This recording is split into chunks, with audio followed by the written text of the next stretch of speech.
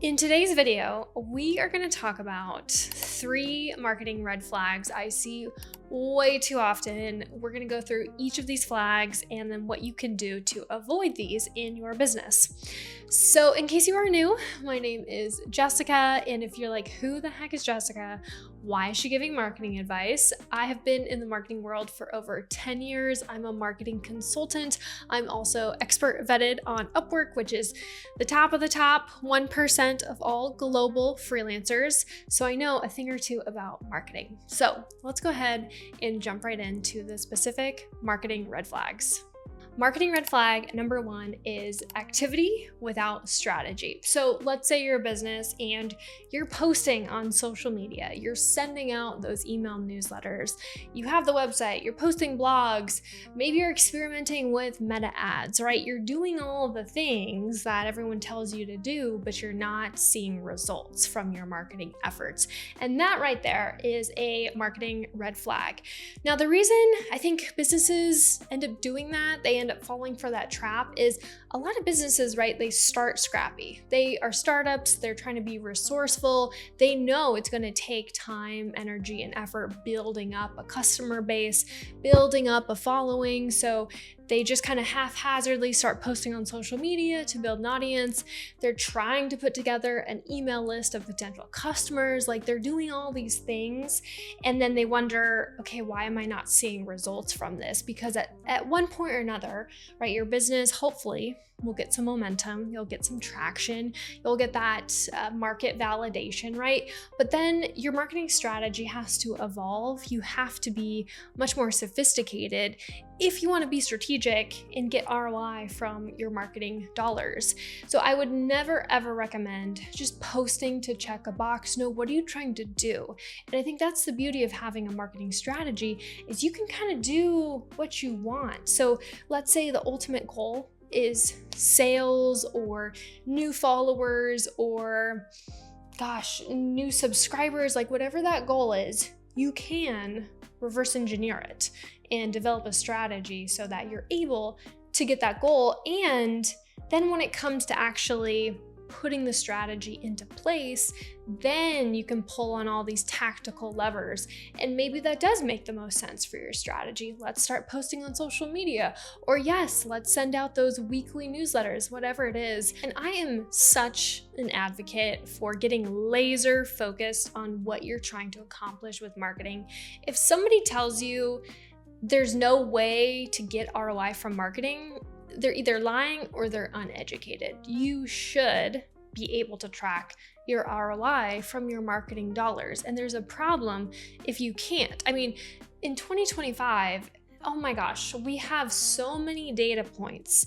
There is no reason in this world why you shouldn't be able to track the ROI from your marketing efforts.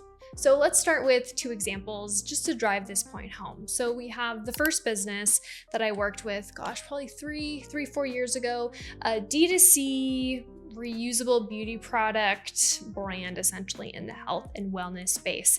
They got a ton of traction on Kickstarter right out of the gate, and then just started selling products like crazy. And I think they're a fantastic example because they were so aligned when it came to their marketing efforts, and it was very congruent and consistent. So they had an Instagram following, obviously had a lot of followers on Facebook, huge email list. They also had all their backers from their Kickstarter products. So they had a huge customer base. And so whenever they did a launch, they did probably like 5 or 6 launches a year. Every single time they would do a launch, everything would fire accordingly. So they would send out the email blast like 3 days beforehand. They would do a series of Instagram posts. They would do an Instagram live. They would run meta ads like crazy, but they would all be using the same messaging. It's launching the same product. It has just the same offer. So everything was so consistent, and you best believe they did really, really well when it came to the actual product launches. So that's an example of a brand that did it right. Everything was really consistent across all of their marketing channels, and as a result, they saw a ton of ROI and sales from those product launches. So then let's switch gears to another brand that I worked with a while ago, and this was a business that had a lot to offer. They had six different offerings, and that got complicated because we weren't quite sure who we were selling to, which that's problem number one, is who are you selling to? And then the second issue was like, what offers are we talking about on what marketing channels? So it got really complicated really fast. And as a result, the company didn't really see a lot of traction. So in that example, you can see how having disjointed marketing efforts just completely flops and you don't see any traction whatsoever from ROI.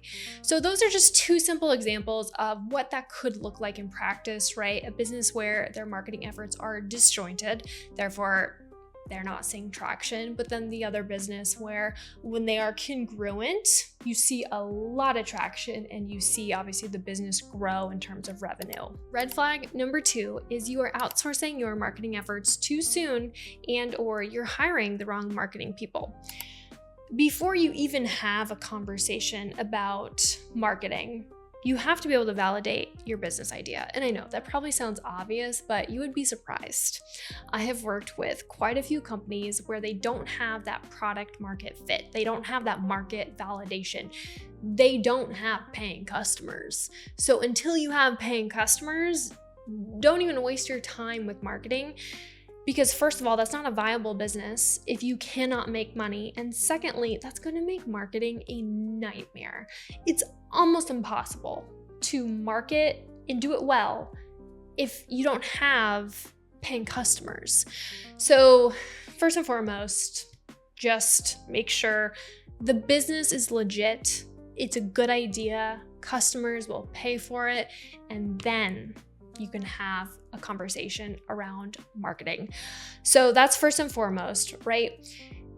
From there, right, you usually have a business owner, a CEO. They have the business, they've created the business, they're trying to get traction, right? Using the money, trying to hire the right people, they're slowly growing, all of that stuff. And then they decide, okay, I want to hire a marketing consultant. There is a tricky mistake that happens at this point where sometimes the founder is just completely maxed out, right? They're running this business, they're doing everything, and then they hire a marketing person and they're like, oh, here's my business, like, market it, which is a little premature. So I would say as the founder, like, keep marketing your business until you want some sophisticated expertise, right? You already have the foundation for not only your business, but who you're trying to serve, the problem that you solve for them, and then you can bring in a marketing consultant. Once those initial foundational steps are completed, then you can bring in a marketing person, because that doesn't work out well when you create that business and then you just immediately hand off your baby to a marketing consultant. And it's like you need those foundational pillars in place if your marketing is going to grow. So I have a hot take. You might agree with it, you might disagree with this. Let me know in the comments below, but I think your first marketing hire, whether they're a contractor or an employee, should be a generalist. I think they should be a generalist for a few different reasons. First and foremost, having a generalist will be efficient. You will have one person that owns all aspects of marketing, and that alone is going to help you cover more ground because they're going to be a lot more efficient. You don't have 6 point of contacts that you have to run things by, you have to get approval. The communication alone, your business is not at that stage. When you're first starting out and you're first starting to get some traction with marketing, you need a generalist on board. Because 1, efficiency. Number 2, everything's going to be naturally more consistent. It's naturally going to be more aligned because this person is owning all of marketing. So you have a little bit more consistency and congruency when it comes to tone, style, taste of the marketing efforts. So I think First and foremost, hire a generalist to at least get going with your marketing efforts. And then, once you're seeing ROI from your marketing, once your sales pick up, then it makes sense to have specialists in place for each of those different specialties, because then you can get really, really good.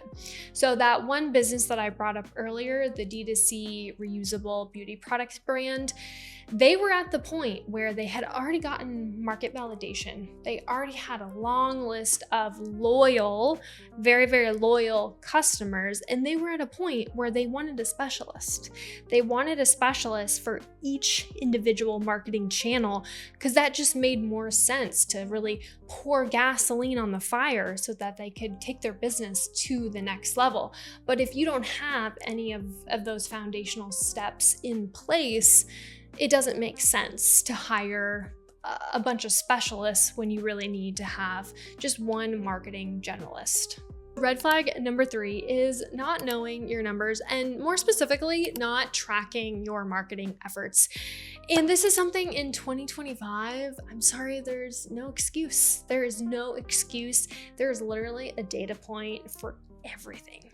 And you should be letting data guide your marketing efforts. No more of this, oh yeah, we're spending a bunch of money and we don't really know if it's working, or we think it's kind of working. No, you should know. Yes, this is working, or no, this is not working, because if it's not working, first of all, you're wasting money. You're draining your dollars. Secondly, you should pull the plug immediately, because if something's not working, it's not working, and you got to go back to the drawing board and figure out, where are we going wrong here? What do we need to do? What should we change? What should we adjust so that we can start to see ROI from our marketing efforts? And I'm telling you, there's a data point. There's a data point for everything. So you cannot be going blind into like, yeah, I think it's working, or no, it's not.